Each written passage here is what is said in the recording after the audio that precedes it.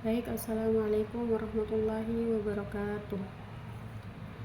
Alhamdulillahirabbil alamin, wassalatu wassalamu ala asrofil anbiya'i wal mursalin wa ala alihi wa sahbihi wa sallam ajmain, amma ba'd.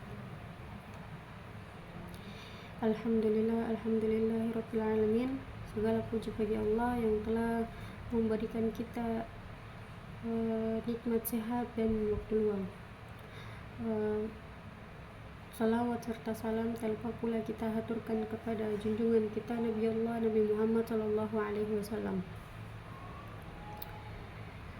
Baik, yang saya hormati kepada dosen pengampu saya yaitu Bapak Darmansyah SPDI NPDI dalam MK Filsafat Ilmu. Perkenalkan, saya Yarni Ridwan, Prodi PAI Pendidikan Agama Islam, Rombel 1. Baik, di sini saya akan menjawab pertanyaan dari dosen pengampu saya, Bapak dosen Darmansyah SPDI MPDI, dalam MK Filsafat Ilmu. Pertanyaan pertama, jelaskan perbedaan mendasar antara pengetahuan biasa dan ilmu pengetahuan, ditinjau dari segi metode, sistematika, dan tujuannya, dan kemudian berikan contoh konkret dari kehidupan sehari-hari. Di sini terdapat ada yang dikasih oleh dosen, terdiri dari 5 pertanyaan. Yang pertama sudah saya sebut tadi, kemudian yang kedua analisis bagaimana aspek ontologis dan aksiologis ilmu berperan dalam menentukan arah dan dampak dari perkembangan teknologi saat ini. Kemudian berikan contoh kasus aktual sebagai pendukung. Pertanyaan ketiga, dalam konteks filsafat ilmu, tujuan dari ilmu tidak hanya untuk mengetahui, tetapi juga untuk memahami dan mengembangkan nilai. Uraikan dan analisis bagaimana tujuan ini tercermin dalam praktik riset ilmiah modern. Kemudian pertanyaan keempat, kebenaran ilmiah memiliki ciri-ciri khusus seperti objektif, rasional, dan sistematis. Kemudian jelaskan bagaimana ciri-ciri tersebut saling terkait dan mengapa penting bagi keandalan ilmu pengetahuan. Kemudian pertanyaan kelima, terdapat beberapa jenis kebenaran dalam filsafat ilmu, seperti kebenaran korespondensi, koherensi, dan pragmatis. Bandingkan ketiga jenis kebenaran tersebut dan analisis mana yang paling relevan digunakan dalam ilmu sosial dan mengapa. Baik, saya di sini akan menjawab pertanyaan dari beliau. Pertanyaan pertama, perbedaan pengetahuan biasa dan ilmu pengetahuan. Ditinjau dari metode, pengetahuan biasa diperoleh melalui pengalaman langsung, intuisi atau tradisi, tidak melalui prosedur ilmiah. Kemudian ilmu pengetahuan diperoleh melalui metode ilmiah yang melibatkan observasi eksperimen, pengujian hipotesis, dan analisis data. Sistematika, pengetahuan biasa bersifat acak, tidak tersusun secara logis. Ilmu pengetahuan disusun secara sistematis dan logis dalam kerangka dan hukum. Pengetahuan biasa bertujuan memudahkan kehidupan sehari-hari. Ilmu pengetahuan bertujuan menjelaskan, merangkai, dan mengendalikan fenomena secara umum dan objektif. Kemudian contoh konkretnya seperti kita kalau melihat langit mendung, kemungkinan besar akan terjadi hujan. Ilmu pengetahuan meteorologi menjelaskan bahwa hujan terjadi karena proses kondensasi uap air pada ketinggian yang tertentu dengan variabel suhu, tekanan, dan kelembapan.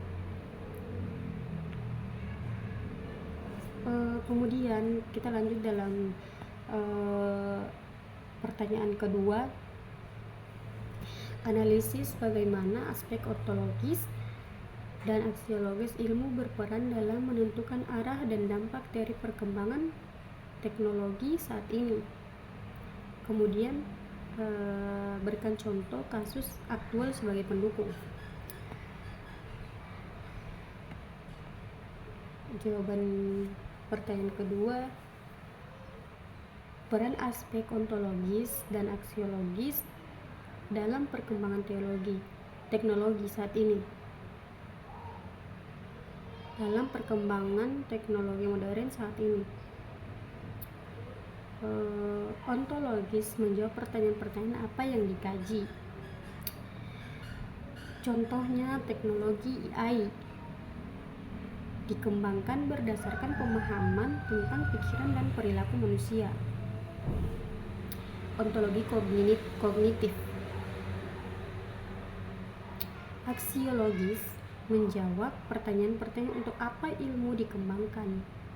Nah, nilai dan etika sangat penting karena teknologi bisa disalahgunakan jika tidak diarahkan untuk kebaikan manusia. Karena teknologi sekarang yang modern sekarang ini seperti AI, saking pintarnya, cerdasnya ini aplikasi AI, apabila ada yang menyalahgunakan aplikasi tersebut, maka tidak disadarkan kita itu telah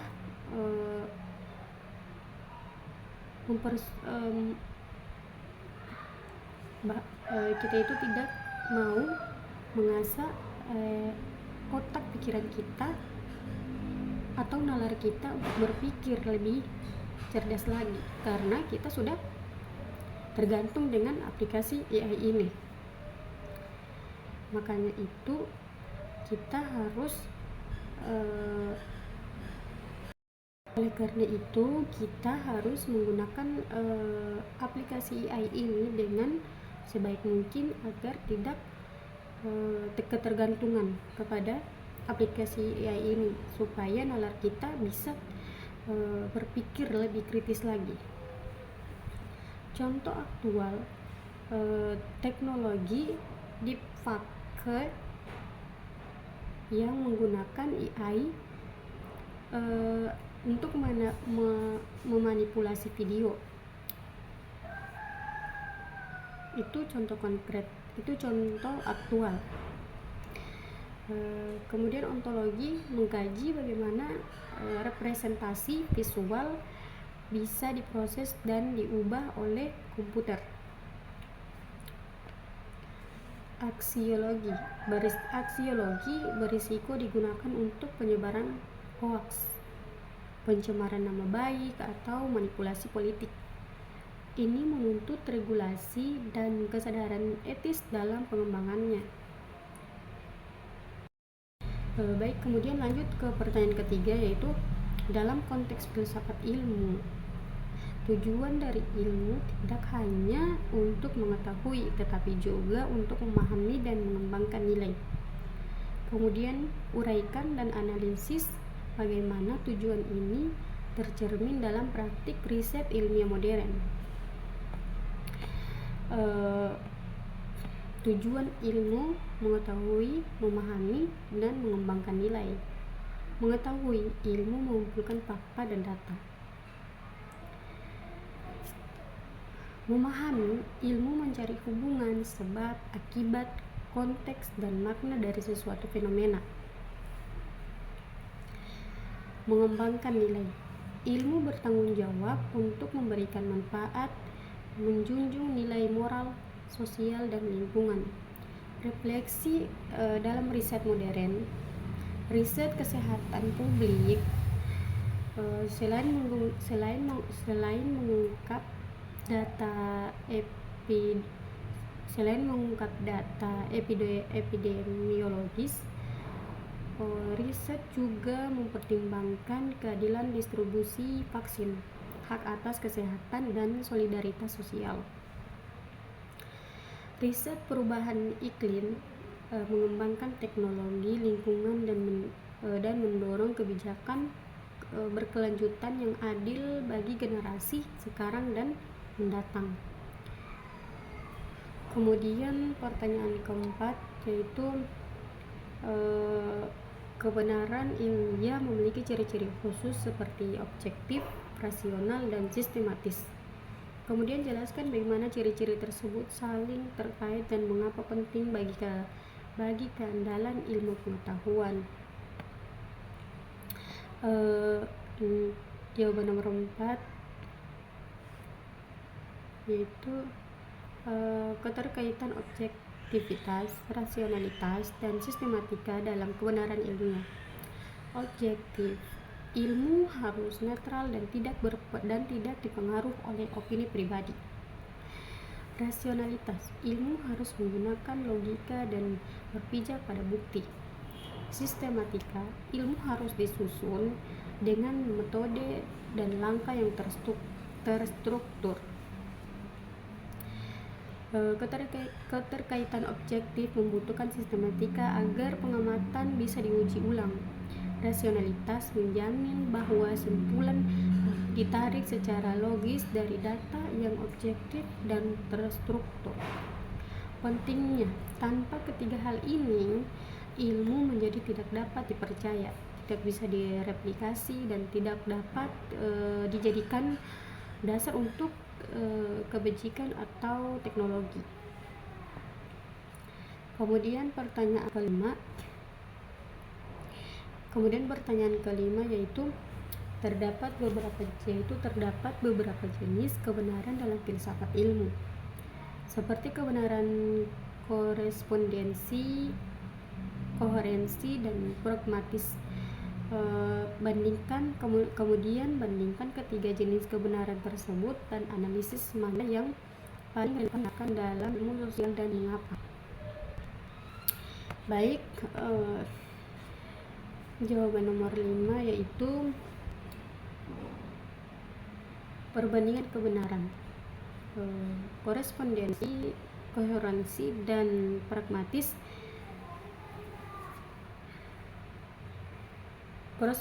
Korespondensi atau kebenaran adalah kesesuaian antara pernyataan dan realitas atau fakta, cocok untuk ilmu alam.